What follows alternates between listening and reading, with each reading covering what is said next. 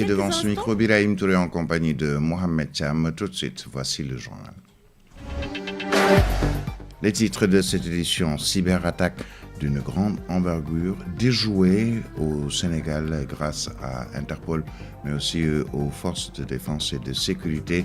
Interpol annonce que des pirates informatiques voulaient frapper au cœur d'une importante compagnie pétrolière, en cause quelques 7,9 millions de dollars américains.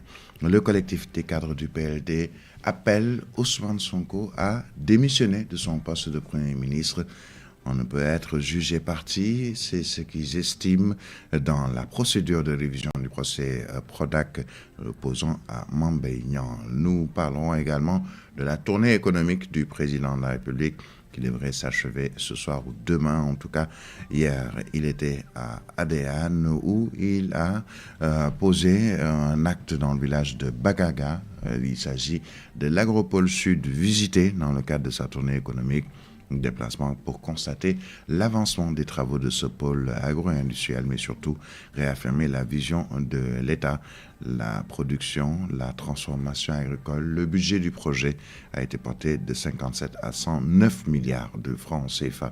Nous parlerons également sport avec la belle entame des Lions du football dans la Coupe d'Afrique des Nations qui se joue depuis dimanche au Maroc, Cannes 2025. Les Lions sont rentrés, ou plutôt sont rentrés dans le terrain avec la gagne 3-0 face au Botswana pour leur premier match, ce qui est de bonne augure pour la suite. À suivre, la page inter et la revue de la presse.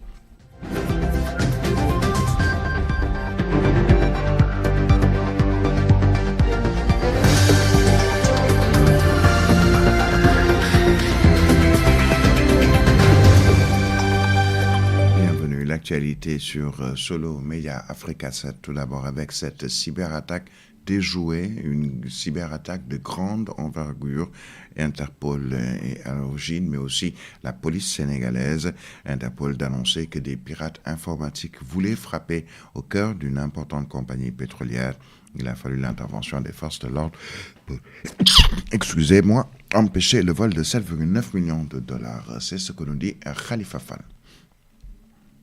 Un coup reçu par les forces de l'ordre sénégalaises. Leur manœuvre a permis de sauver la rondelette somme de 7,9 millions de dollars que des pirates informatiques voulaient s'emparer à une importante compagnie pétrolière. Après avoir forces de l'ordre sénégalaises, leur manœuvre a permis de sauver la rondelette somme de 7,9 millions de dollars que des pirates informatiques voulaient s'emparer à une importante compagnie pétrolière. Un cadre supérieur pour tromper la vigilance pétrolière et pousser ces banquiers frauduleux d'une valeur de 7,9 millions de dollars. Les autorités sénégalaises ont réussi à bloquer le processus avant que les fonds ne puissent être transférés. C'est une nouvelle attaque du genre sur le continent. Cette intervention s'inscrit dans la logique d'une opération coordonnée de lutte contre la cybercriminalité en Afrique, ce qui a permis l'arrestation de 574 suspects entre fin octobre et fin novembre dans des affaires qui représentaient des pertes financières de plus de 21 millions de dollars, indique Interpol dans un communiqué. Au Ghana, les autorités ont arrêté plusieurs personnes suspectes d'avoir volé environ 120 dollars à une institution financière ghanéenne à l'aide d'un rançongiciel, selon le document de l'organisme basé à Lyon. L'actualité, le collectif des cadres du PLD appelle Ousmane Sonko à démissionner de son poste de Premier ministre. Le PLD dirigé par Omar Sarr, un ancien du Parti démocratique sénégalais.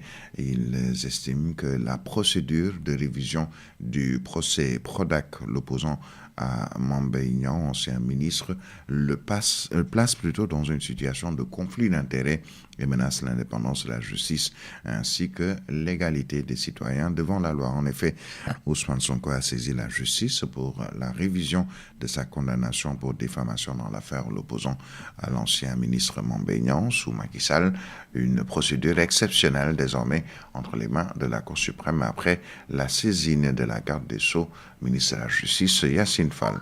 Et nous parlons du chef de l'État, Bassirou Diomaye Faye, qui est toujours dans sa tournée économique dans le sud du Sénégal, dans la verte région de Casamance. Le président s'est rendu ce mardi dans la commune d'Adéane, plus précisément dans le village de Bagaga, pour une visite de l'Agropole Sud.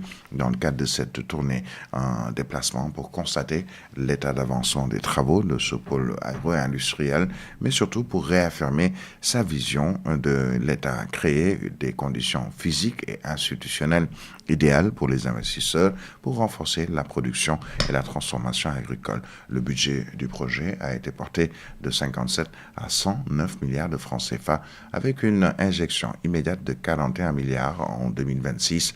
Le chef de l'État a de rappeler aux investisseurs qu'il faut saisir cette opportunité dans un cadre intégré incluant infrastructures de travail et de vie.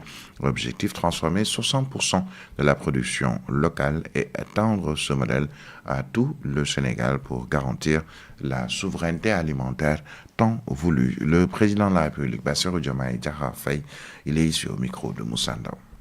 Ce que nous avons trouvé ici traduit exactement notre conception de l'amélioration du cadre des investissements de façon concrète. Au-delà des codes qui sont en train d'être réformés, au-delà du cadre normatif et institutionnel, voilà un cadre physique qui traduit cette vision que nous avons de mettre les entreprises dans des conditions qui leur permettent de performer et de grandir, mais surtout de saisir tout le potentiel de la Casamance de façon générale pour ce qui est du volet production et transformation. Quand nous sommes arrivés, l'Agropole Sud était dimensionné pour un montant de 57 milliards, mais essentiellement dans les infrastructures de stockage et de transformation. Nous avons considéré que pour transformer, pour faire rouler ça à temps plein, il faut forcément une production soutenue pour accompagner la disponibilité de la matière première qui doit être l'objet d'une transformation pour l'ajout de la valeur. Nous avons donc fait passer le budget de l'Agropole de 57 milliards à 109 milliards. Et pour cette année 2026, le budget à venir dans la loi de finances, pour l'Agropole Sud, nous avons prévu, au-delà du montant qui était initialement prévu, d'injecter à travers le budget de l'État 41 milliards, ne serait-ce que pour cette année-là. Et nous faisons pareil à l'Agropole Centre où un montant de 50 milliards est prévu pour l'année 2026. Il reste maintenant aux entreprises de saisir cette opportunité et de considérer que les conditions étant remplies sur le plan des infrastructures, sur le plan du cadre, qui a excellemment été bien conçu, où vous avez un cadre de travail, vous avez un cadre social avec des infrastructures, de venir s'implanter ici et de profiter de tout le potentiel qu'il y a en Casamance qui sera davantage boosté par les investissements qui vont être faits dans la production. C'est vraiment un modèle à saluer et à répliquer dans les autres départements du Sénégal pour que l'ensemble du pays puisse vivre au rythme de la souveraineté alimentaire, de la production agro-industrielle et surtout de la transformation de nos produits qui jusque-là, pour l'essentiel, étaient exportés bruts. Dans l'Agropole Sud, nous avons une ambition de transformation de 60% de la production. Le chef de l'État qui, à Ziguinchor, a procédé aussi à la pose de la première pierre du lycée Nation Armée pour la qualité et l'équité, l'INAC, à Sindonné, dans la commune d'Adéane. Le concept des l'INAC s'inscrit dans la vision des autorités consistant à transformer en profondeur le système éducatif sénégalais, mettant en exergue la performance. Selon le président Bassirou Diomaye Faye, le projet des l'INAC, déjà engagé dans plusieurs autres régions du pays, répond à des impératifs de qualité surtout et d'éthique. La plateforme agro-industrielle d'Adéane devrait générer environ 50 000 emplois, dont 15 000 directs et 35 000 indirects. Ce sont là les propos du ministre de l'Industrie et du Commerce, Serigne Gueye Diop, l'a annoncé ce mardi lors d'une visite du président de la République sur le chantier. Cette infrastructure devrait jouer un rôle déterminant dans la transformation économique et sociale de la Casamance qui réunit la région de Kolda, Sédhiou et Ziguinchor. Le président de la République effectue donc depuis samedi une tournée économique en Casamance. Le FONSIS et la Sodagri ont procédé ce mardi, toujours à Ziguinchor, dans le sud du Sénégal, à la signature d'une convention de partenariat jugé historique.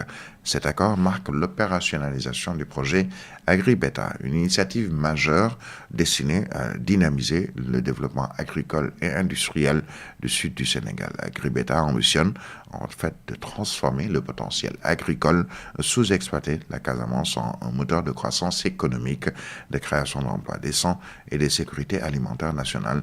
C'était toujours en marge de la visite officielle du président de la République dans la région sud. Et nous parlons de tout à fait autre chose avec les performances du secteur extractif sénégalais. Une hausse significative des revenus est notée avec la production pétrolière du champ Sangomar, une merveilleuse contribution à l'économie nationale.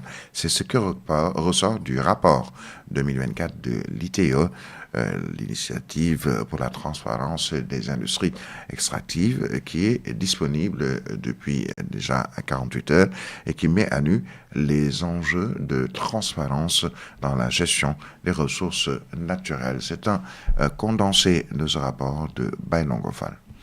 Le secteur extractif sénégalais a généré en 2024 près de 456 milliards de francs CFA selon le dernier rapport de l'initiative pour la transparence dans les industries extractives, l'ITIE. Un nouveau record marqué par l'entrée du Sénégal dans la production pétrolière avec le démarrage du champ offshore de Sangomar. D'après le rapport, plus de 95% de ces recettes, soit 435 milliards de francs CFA, ont été versés directement dans le budget de l'État, renforçant ainsi les finances publiques. Le secteur minier demeure le principal pilier avec plus de 369 milliards de francs CFA, représentant plus de 80% des revenus extractifs tirés principalement de l'or, des phosphates et du ciment. Mais l'année 2024 marque surtout un tournant pour les hydrocarbures. La mise en production du champ pétrolier de Sangomar a permis de multiplier les recettes du secteur qui atteignent désormais près de 78 milliards de francs CFA contre un peu plus de 30 milliards l'année précédente. Le rapport ITE met également en lumière la contribution croissante du secteur extractif à l'économie nationale. En 2024,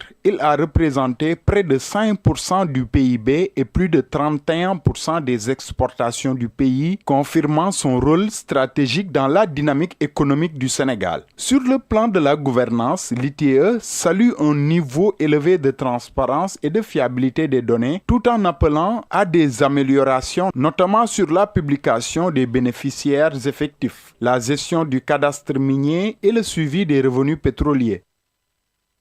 Le rapport ITIE 2024 met aussi en lumière le poids stratégique du secteur extractif dans l'économie nationale. Selon Tali Faye, président du comité national de l'ITIE, plus de 455 milliards de francs CFA de recettes ont été générées en 2024, ce qui confirme la contribution majeure des industries minières, pétrolières et gazières aux finances publiques, mais aussi les perspectives de développement du Sénégal. Tchali Faye, il est ici au micro de Mam Sornadramé. Ce qui est tout à fait nouveau parce que l'année 2023, on était à 380 milliards, ce qui montre une hausse de plus de 80 milliards. Donc aujourd'hui, ça prouve le dynamisme du secteur et également les efforts consentis par les autorités pour qu'on puisse augmenter toujours la contribution du secteur. Ce qui montre réellement que les entrepreneurs locaux ont dû évoluer dans le temps. Et cela est dû au fait que le comité national de suivi du contenu local est en train d'abattre un travail extrêmement important pour pouvoir non seulement fournir des opportunités aux entrepreneurs locaux, mais également ils excellent également dans le cadre du renforcement de capacité des entrepreneurs locaux. Et nous parlons de l'Association nationale des sages-femmes du Sénégal qui plaide pour une révision de la loi 66-69 du 4 juillet 1966 relative à l'exercice de la médecine et à l'ordre des médecins. Bigueba Boy, la présidente de cette Association nationale des sages-femmes du Sénégal, estime que ce texte ne spécifie pas le statut des sages-femmes, les définissant simplement comme des aides médecins, une loi en déphasage avec la profession de sage-femme et surtout une incohérence qui justifie la révision de la loi devenue obsolète selon Bigabin Boyd, qui prenait part ce mardi à une conférence portant sur la profession de sage-femme. 7h exactement, 19 minutes, tout de suite, la page internationale. Actualité internationale. L'actualité hors de nos frontières, tout d'abord avec le pape Léon XVI, Léon XIV plutôt, qui a demandé ce mardi 23 décembre dans la soirée une trêve d'1 jour pour Noël dans le monde entier, sans mentionner de conflit en particulier. Le pape souverain pontife doit célébrer ce mercredi soir sa première messe de Noël depuis qu'il a été élu pape, avant de prononcer le 25 décembre à midi la traditionnelle bénédiction Urbi et Orbi à la ville et au monde, dans laquelle le souverain pontife se livre traditionnellement à un tour d'horizon des conflits dans le monde. Selon une enquête de Reuters, un aéronef militaire américain a effectué régulièrement des vols au-dessus du Nigeria. Ces dernières semaines, des officiels américains ont confirmé à l'agence de presse qu'il s'agit de vols de surveillance et de collecte d'informations dont l'objectif n'a pas été clarifié officiellement. Ces opérations s'inscrivent dans un contexte de coopération sécuritaire renforcée après les déclarations de Donald Trump menaçant le Nigeria d'une intervention militaire pour protéger les chrétiens. 7h20, la page des sports, c'est dans un instant. Sport sur Africa 7.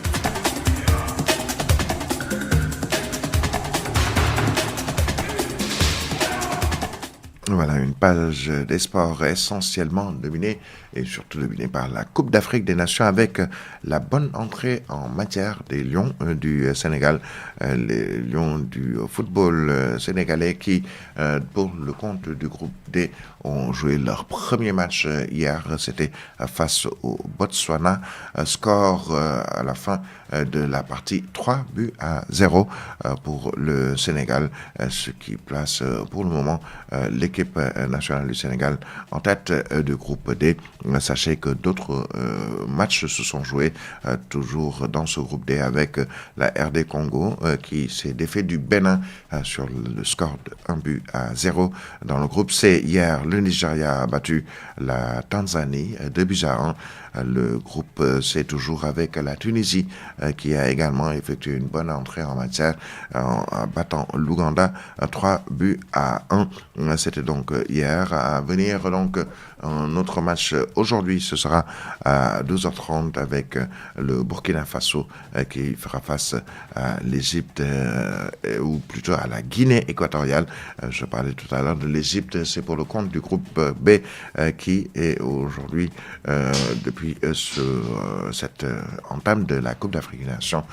Donc l'Égypte, première équipe du groupe B avec 3 points marqués, suivi de l'Afrique du Sud, toujours avec 3 points et un match joué. L'Angola et le Zimbabwe sont avec 0 point. Dans le groupe C, c'est la Tunisie, le Nigeria qui sont au coude à coude avec 3 points marqués pour toutes les deux équipes. Après leur premier match, la Tanzanie et l'Ouganda sont avec 0 point dans le groupe D. Donc le groupe du Sénégal avec le Sénégal qui est en tête, 3 buts marqués, et suivi de la RD Congo, 3 points plutôt marqués aussi, et le Bénin et le Botswana à 0 point. Le groupe E qui va démarrer aujourd'hui ou demain avec comme effectif l'Algérie, le Burkina Faso, la Guinée équatoriale. Donc aujourd'hui, puisque la Guinée équatoriale fera face au Burkina Faso pour leur premier match, les premiers matchs donc du groupe à suivre aujourd'hui. Le groupe F également qui va entamer ses premières rencontres, un groupe composé de la Côte d'Ivoire, du Cameroun, du Gabon, de la Mozambique pour le groupe F. C'est donc à suivre également dans cette Coupe d'Afrique des Nations. Sûrement dans nos prochaines éditions, nous serons en ligne avec nos envoyés spéciaux à Tanger, au Maroc, à la Mine Senghor, et toute l'équipe